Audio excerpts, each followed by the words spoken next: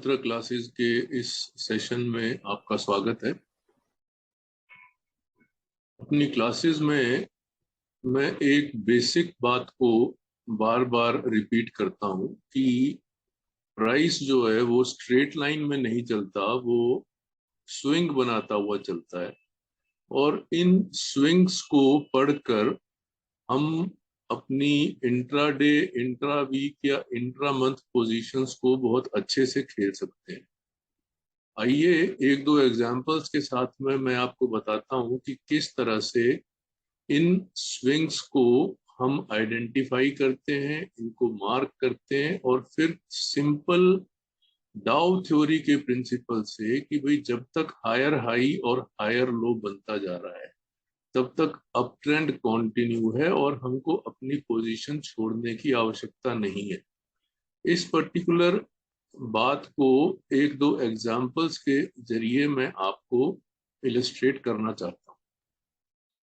हम लोग लेते हैं सबसे पहले कुछ ऑटो स्टॉक्स जिनके अंदर इस पर्टिकुलर रैली में या इस पर्टिकुलर कैलेंडर ईयर में सबसे अच्छा अप ट्रेंड आया है, और वो हमको सबसे अच्छी इलस्ट्रेशंस देते हैं कि किस तरह से हायर हाई और हायर लो वाली सिंपल डाउ थ्योरी के जरिए हम इस रैली में किसी भी ऑटो स्टॉक में मैक्सिमम पैसा बना सकते थे। सबसे पहले हम एग्जांपल लेंगे महिंद्रा एंड महिंद्रा।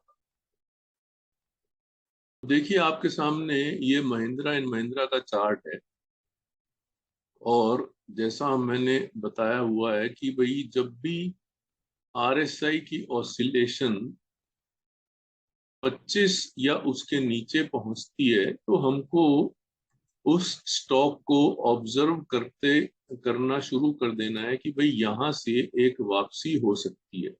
अब आप ये देखिए इस पॉइंट पर आरएसआई की रीडिंग 21.81 है और यहां से प्राइस ने ऊपर चलना शुरू किया है।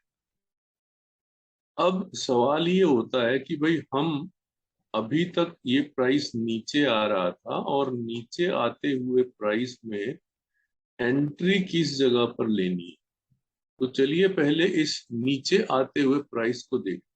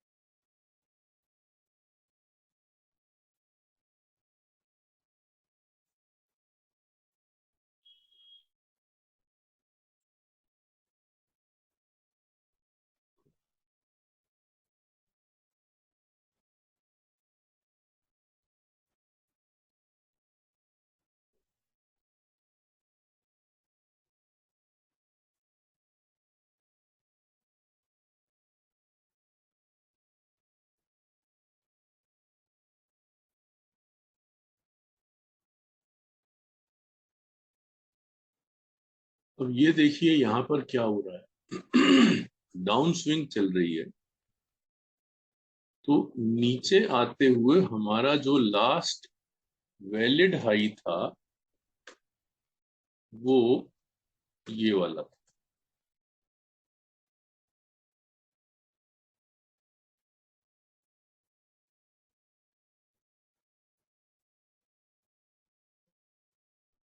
अब इस वैलिड हाई के ऊपर हम निशान लगा देते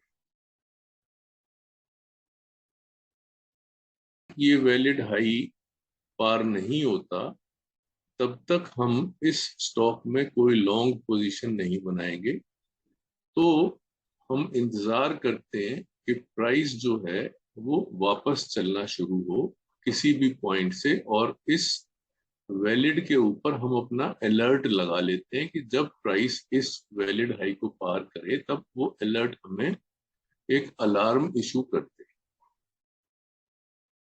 अब ये नीचे प्राइस जो है इस पॉइंट तक गया, उस वक्त आरएसआई 21 तक चली गई और फिर यहां से एक वापसी होनी शुरू हुई। अब सवाल ये है कि क्या हम इस वापसी या इस ब्रेकआउट पर ही लॉन्ग पोजीशन बना लें, या इंतजार करें कि ब्रेकआउट के बाद रीटेस्ट हो। ज्यादातर जो एक्सपीरियंस ट्रेडर्स हैं वो ब्रेकआउट के बाद रीटेस्ट का इंतजार करते हैं। तो हम दोनों एस्पेक्ट चेक कर लेते हैं कि जब ये ब्रेकआउट हो रहा था तो ब्रेकआउट के टाइम पर जो नीचे से ऊपर तक की स्विंग बनी थी वो कैसे बन रही थी। तो मैं एक रिप्ले लगा देता हूं यहां तक का, और हम पहले इस ब्रेकआउट से पहले जो स्विंग फॉर्मेशंस हैं उन पे दिमाग लगाते हैं। तो यहां से हमने फिर ड्रॉ करना शुरू किया।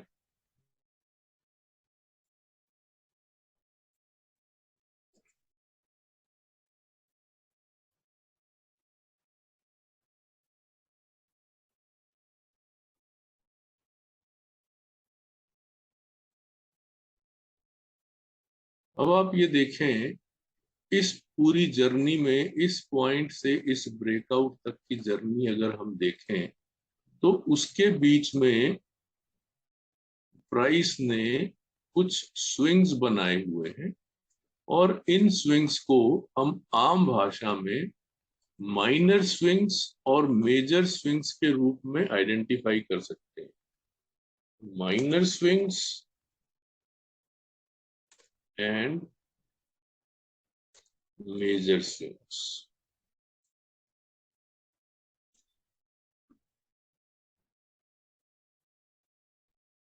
अब आप अगर बेसिक टेस्टेड और वैलिड पिवट की बात समझते हैं, जो कि हम अपनी रघुमंत्र क्लासेस में बहुत डिटेल से समझाते हैं, तो हमको ये बात समझ में आती है कि इस अपमूव के दौरान इस पॉइंट पर एक वैलिड लो बन चुका है,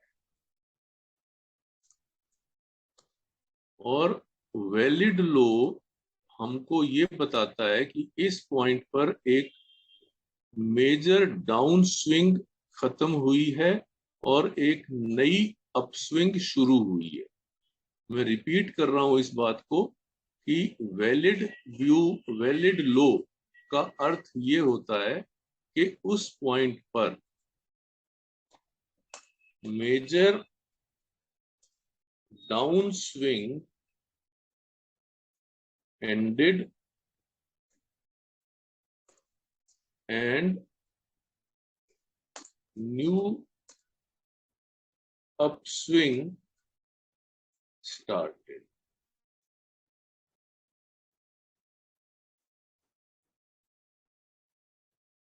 तो ये जो अपस्विंग या ये जो ब्रेकआउट यहां पर निकला है, वो ब्रेकआउट उस नई अपस्विंग का हिस्सा है जो इस पॉइंट से शुरू हुई है।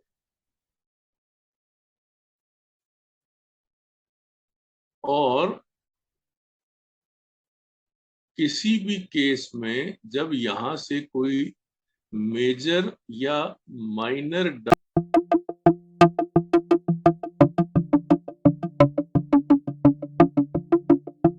मैं रिपीट कर रहा हूं इस बात को कि वैलिड व्यू, वैलिड लो का अर्थ ये होता है कि उस पॉइंट पर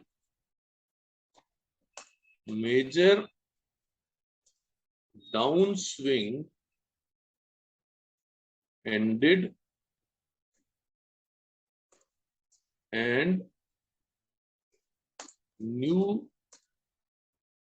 upswing started।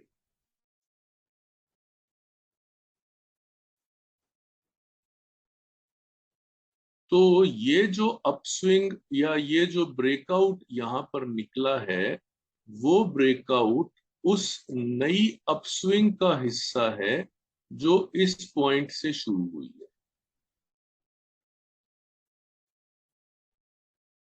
और किसी भी केस में जब यहां से कोई मेजर या माइनर डाउन स्विंग शुरू होती है, तो जब तक ये वाला पॉइंट सेफ है तब तक हमको ये मानना है कि ये जो यहाँ से रैली शुरू हुई है वो इंटैक्ट है। अब यहां से जो फ्रेश अपमूव शुरू हुआ, उस अपमूव में ये एक माइनर स्विंग बना है और उसके बाद में ये अपमूव कंटिन्यू कर रहा है। तो हमारे लिए दो पॉइंट्स हो गए। मेजर पॉइंट ऑफ रेफरेंस ये वैलिड लो हो गया, और माइनर पॉइंट ऑफ रेफरेंस ये एंड ऑफ माइनर स्विंग, जिसको हम बेसिक पिवट कहते हैं, ये पॉइंट हो गया। अब यहां पर हम क्या करें? यहां पर अगर हम इमीडिएटली कोई लॉन्ग पोजीशन बनाते हैं तो उसका स्टॉप लॉस ये वाला पॉइंट बनता है। तो सबसे पहले तो आप ये समझिए कि अगर आपने इस ब्रेकआउट को खेला है तो आपका स्टॉप लॉस दूर बन रहा है। अब ये दूर बन रहा है तो क्या किया जाए? तो हम यहाँ पर अपने पूरे पैसे इन्वेस्ट नहीं करेंगे। अगर हमको ब्रेकआउट खेलना है तो हम सिर्फ 30 या 40% पैसा ही इस स्टॉक में इस पॉइंट पर डालेंगे, और उसके बाद अगर यहाँ से प्राइस वापस आता है तो नीचे आते हुए इस पॉइंट के पहुंचने तक हम धीरे धीरे हर टिप पर अपना पैसा डाल सकते हैं। यानी कि जब तक ये पॉइंट इंटैक्ट है तब तक हम बाई ऑन डिप्स फॉलो कर सकते हैं। तो अब चलिए देखते हैं रिप्ले क्या कहता है।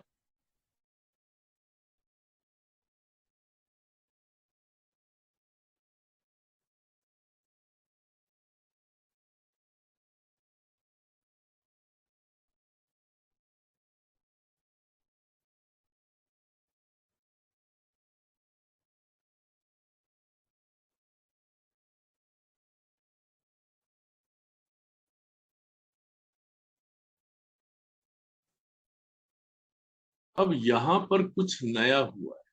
क्या नया हुआ है यहाँ पर? यहाँ पर नया ये हुआ है कि एक और डाउन स्विंग शुरू हुई है, और जो हमने कहा कि माइनर डाउन स्विंग है या मेजर डाउन स्विंग है, उसको हम कैसे डिसाइड करें कि ये माइनर डाउन स्विंग है या मेजर डाउन स्विंग है?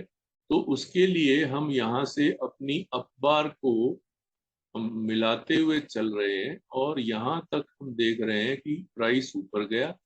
यहाँ से प्राइस ने डाउन बार्स बनानी शुरू करी और डाउन बार बनाते हुए यहाँ तक आया, और यहाँ पर फिर एक अप बार बनाई।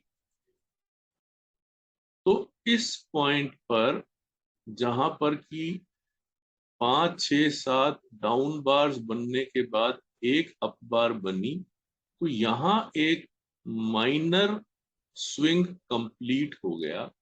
और इस पर्टिकुलर पॉइंट को जहां से कि ये अप बार बनी है, इसको हम डेजिग्नेट करते हैं बेसिक पिवट, या सिंपल मैं यहाँ पर बी लिख देता हूं।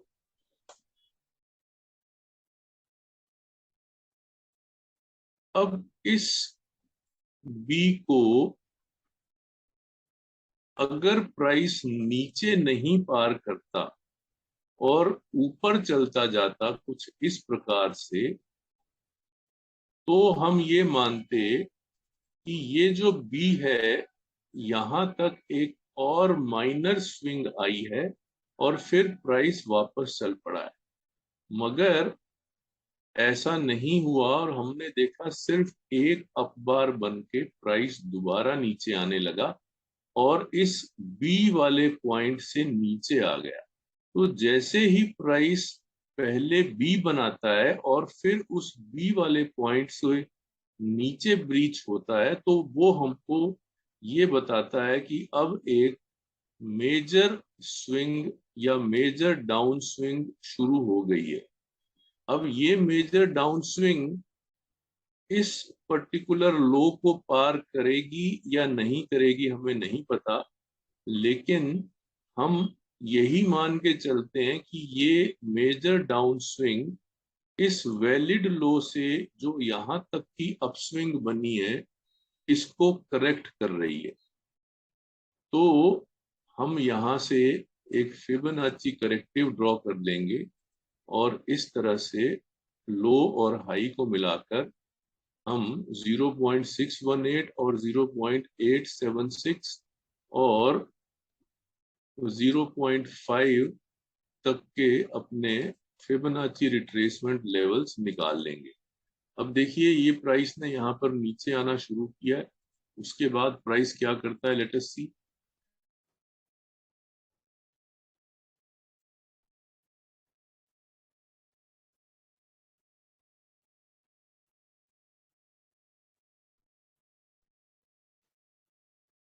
अब प्राइस ने, आप ये देखिए, यहीं तक का लो बनाया और फिर ऊपर चलना शुरू हुआ। अब ऊपर चलते हुए यहाँ पर जो पॉइंट बना था, ऊपर वाला जो हाई बना था, ये वाला हाई ब्रीच हो गया। ये वाला हाई जो एक सिंगल अपबार बनी थी और इस सिंगल अपबार ने भी एक पिवट हाई बनाया था, उस पिवट हाई को ब्रीच कर दिया है। तो ये एक इंडिकेशन है कि यहां से यहां तक एक मेजर डाउन स्विंग जो शुरू हुई थी, उसका एक लेग खत्म हो गया है।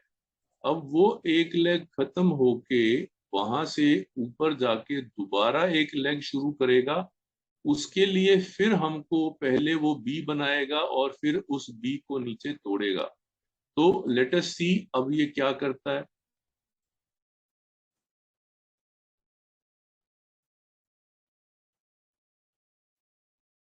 अब ये देखिए, इसने यहां से ऊपर जाकर फिर एक नीचे डिप मारा और एक माइनर स्विंग दी, मगर उसके बाद फिर ये ऊपर चला गया और ऊपर जाके इस पर्टिकुलर हाई को भी इसने ब्रीच कर दिया। तो इस पॉइंट पर हमको ये बात पता चली कि जो यहां से मेजर डाउन स्विंग शुरू हुई थी वो यहाँ पर खत्म हो गई और अब इस पॉइंट को हम एक वैलिड लो के रूप में मार्क कर सकते हैं।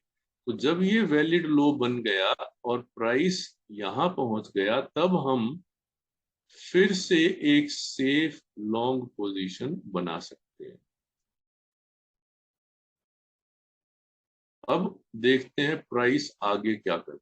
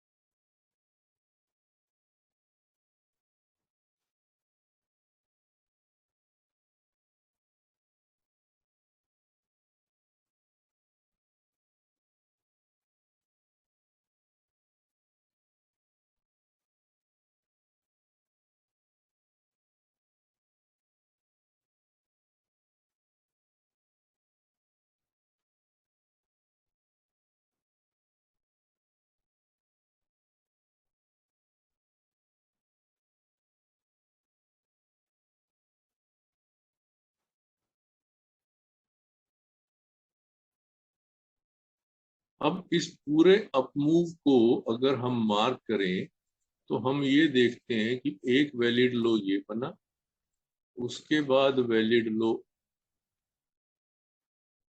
ये बना,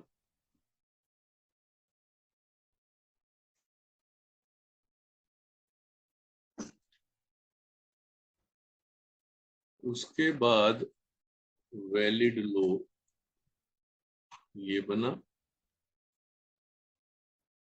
उसके बाद वैलिड लो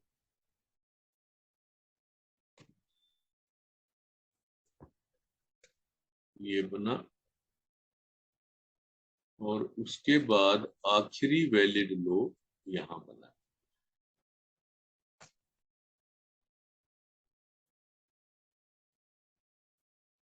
अब अगर हम यहां से इन कैंडल स्टिक्स को हटा देते हैं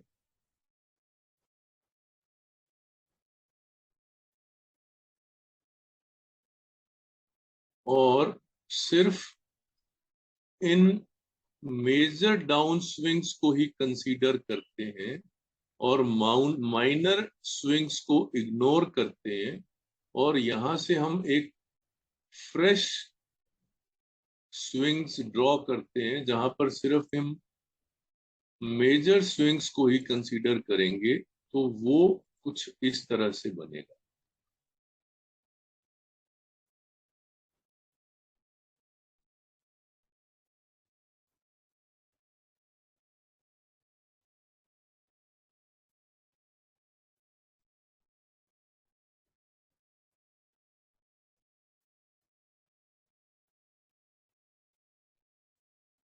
और इसको मैं ब्लैक कर देता हूं और रेड वाले अपने रेफरेंसेस को हटा देता हूं।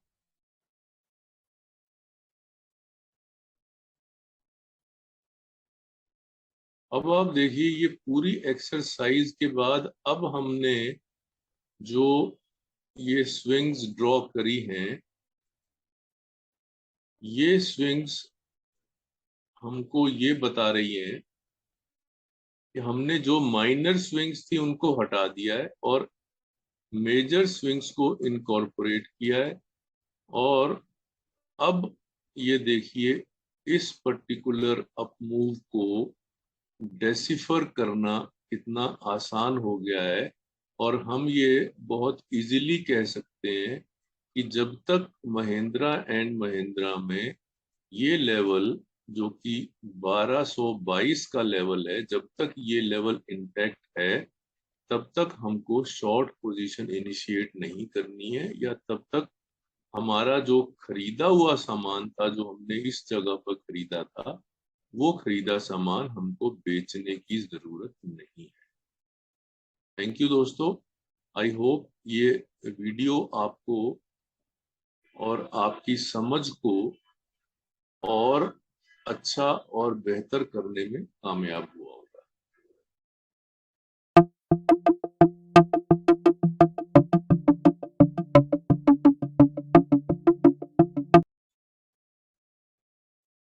आइए अब दूसरा एग्जांपल लेते हैं टाटा मोटर्स का। टाटा मोटर्स में भी आप देखिए, नीचे आते समय आखिरी वैलिड हाई यहाँ बना था, और जब ये वैलिड हाई रीच हुआ, तब वो एक पॉइंट था जहां से हमको एक सिग्नल मिला कि डाउन ट्रेंड खत्म हो गया है, या इस पॉइंट पे डाउन ट्रेंड खत्म होने की प्रोबेबिलिटी बन गई है।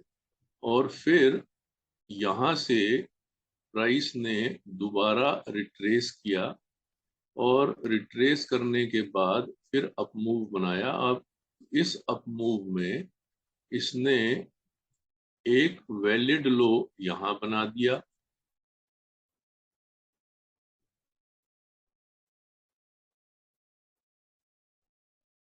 और उसके बाद दूसरा वैलिड लो यहाँ बना दिया।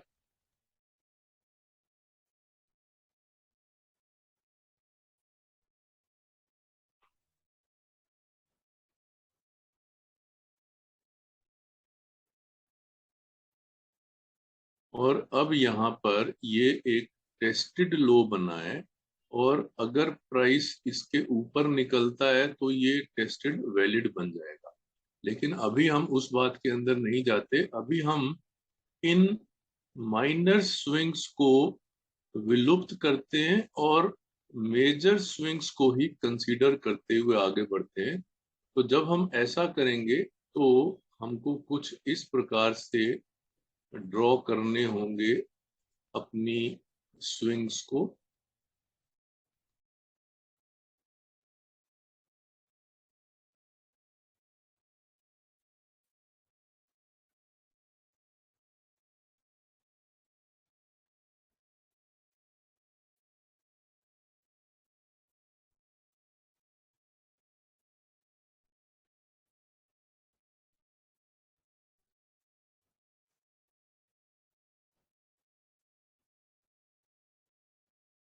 अब हमारे पास एक प्रॉपर स्विंग का फॉर्मेट आया है। इस स्विंग के फॉर्मेट को ही हम अगर प्यार से देखेंगे, ध्यान से देखेंगे, तो हमको आगे की बातें समझ में आएंगी। अब यहाँ पर जब तक ये लेटेस्ट वैलिड इंटैक्ट है, तब तक हमको अपने व्यू को बेरिश करने की जरूरत नहीं है। और इसके नजदीक आने पर हमको यही दिमाग लगाना है कि क्या यहाँ पर हमको फ्रेश लॉन्ग पोजीशन बनानी है या नहीं बनानी है। अब आप देखिए प्राइस जो है यहाँ पर रिट्रेस हो रहा है, और रिट्रेस होते हुए इसने इस वैलिड लो से करंट हाई तक का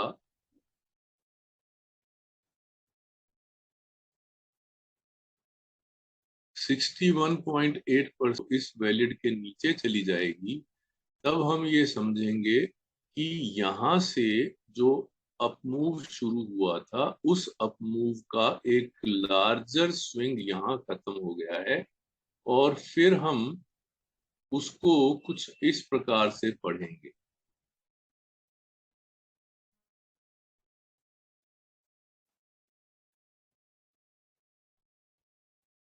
और इनको हटा देंगे।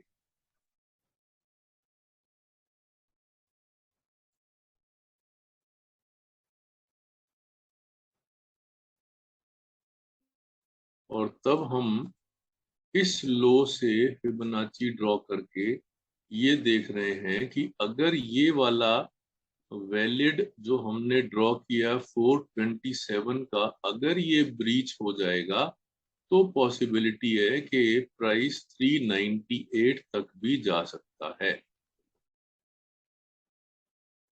तो दोस्तों, ये स्विंग की स्टडी का एक और नमूना आपके सामने है।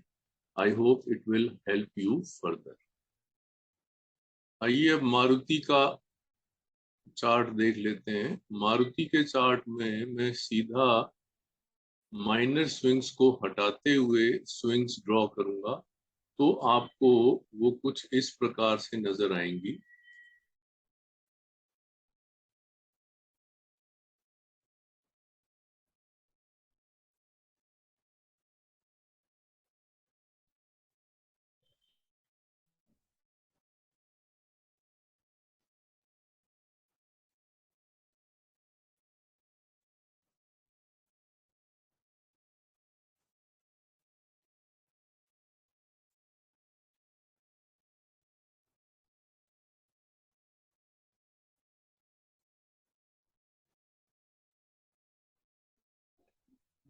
तो अब आप देख रहे हैं यहाँ भी हमारे पास ये वाला जो पर्टिकुलर पॉइंट है, इस पर्टिकुलर पॉइंट के अगर प्राइस नीचे जाता है 8347 के, तब हम इस बात को समझ जाएंगे कि नीचे से ये जो वैलिड हाई बनने का एक सीक्वेंस या सिलसिला शुरू हुआ है, वो यहाँ पर ब्रीच हो रहा है।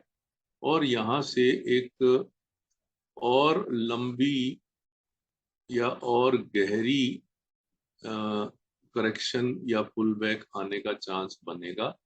और तब हम अपने फिबोनाची को इस तरह से ड्रॉ करके इस पर्टिकुलर रिट्रेसमेंट को पकड़ने की कोशिश करेंगे।